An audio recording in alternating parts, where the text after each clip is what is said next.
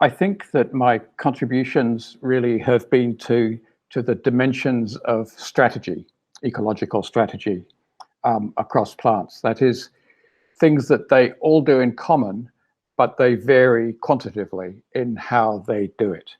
And I can give 3 examples, perhaps, of what those dimensions are like. So one is the dimension from producing very many very small seeds, not very well provisioned, and each with a low chance of survival, to producing few large but very heavily provisioned things.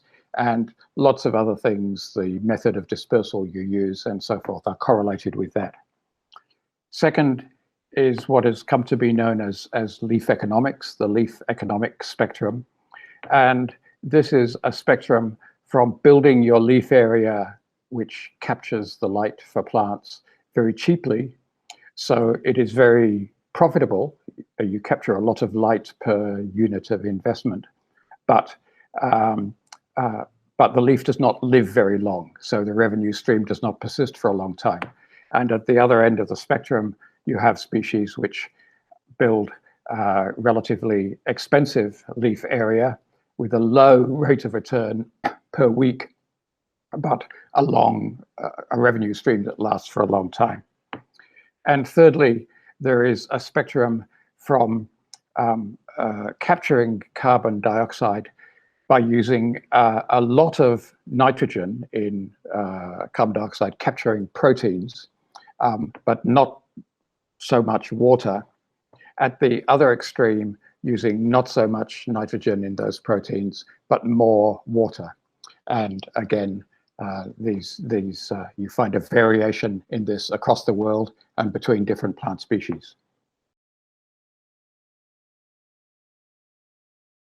There is a very close relationship, and we use the methods and the ideas of economics, particularly microeconomics, the economics of firms, in dealing with plants. And there are very good reasons for this, because they are firms, they are small operations, they acquire resources to make a product. And if they don't do that efficiently and make a profit on their carbon budget, then the lineage of their DNA goes out of business. Actually, I would say that most of economics applies better to plants than it does to humans. You don't have big monopolies. It's not possible for plants to go to the capital city and negotiate for better tax rates. It's not possible for them to insure against risks. They just have to use resources, put them together, run an efficient productive process, and do that more efficiently than their competitors. Otherwise, their DNA goes out of business.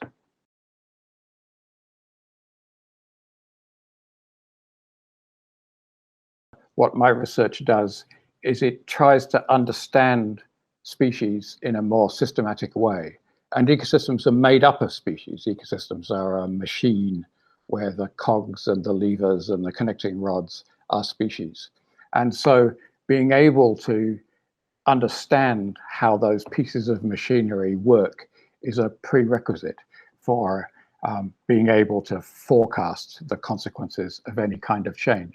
I've not been directly involved in using this to forecast those kinds of change. My work is at a more basic, how do the pieces of machinery work level.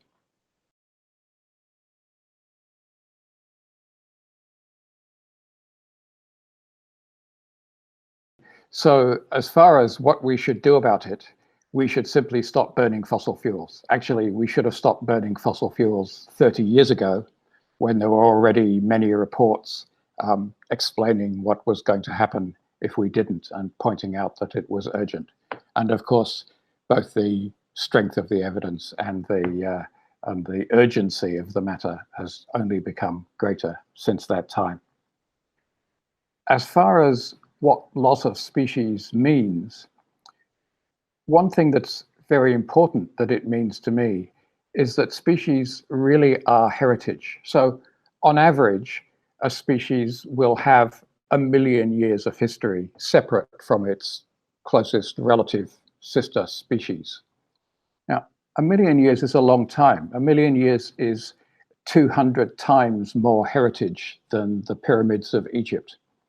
And through all that time, so each species we have on Earth is this very deep time heritage. And we know that through all that time, it has been solving problems that are somehow unique to it. But mostly we don't know the detail of exactly what those problems were. So when you lose species, it's like burning libraries. It's like bulldozing important monuments. It's all of those things. Only I would say more severe. It's the deep history of life on Earth. And we stand to lose really large proportions of species over the next 100 years.